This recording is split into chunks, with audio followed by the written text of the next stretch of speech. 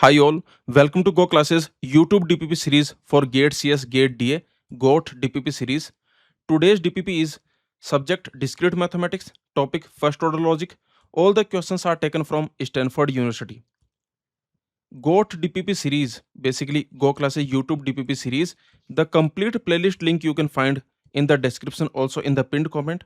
All the questions in our Go Classes YouTube DPP series for GATE CS, GATE DA, all the questions are taken from standard resources to ensure that you practice top quality questions. This is today's question. This is a beautiful question I bring to you to solve today from first order logic, or I can say predicate logic. So read this question, try to solve this question on your own, pause the video and try to solve and write your answer in the comments. Let me explain this question.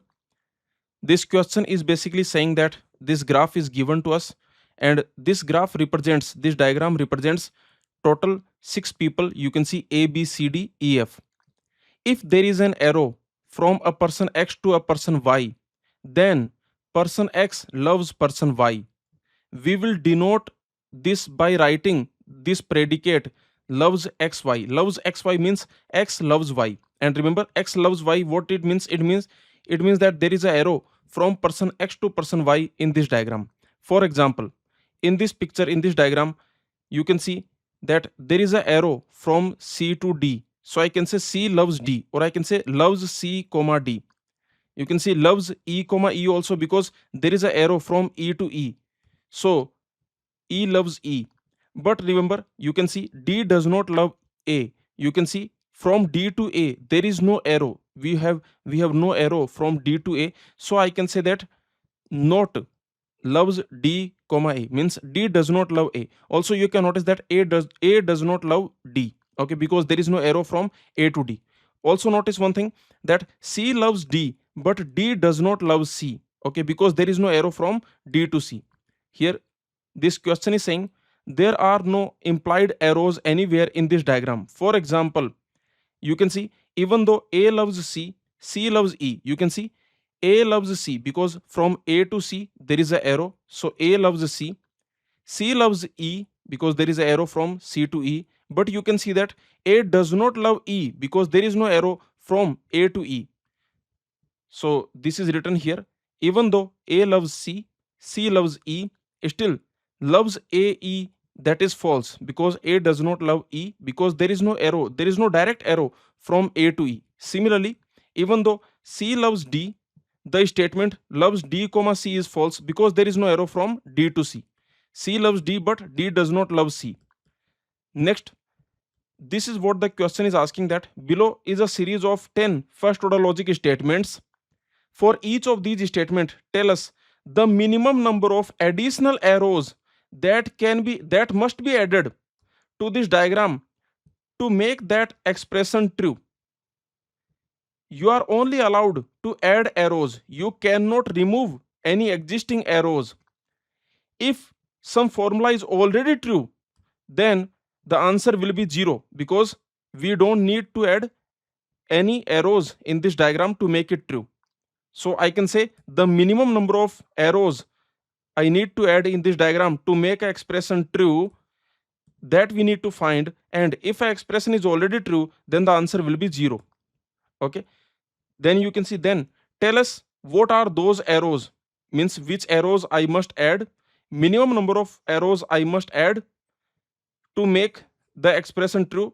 But if the expression is already true, then the minimum number of arrows I need to add, that will be 0. Okay, so tell us which arrows we need to add, and also explain why that is the smallest number of arrows that must be added. So this is a beautiful question, and you can see 10 expressions are given to you. These are first order logic statements. So what you do, you find out which of these statements are true, which of them are false. If some statement is true, then answer will be 0, because that expression is already true.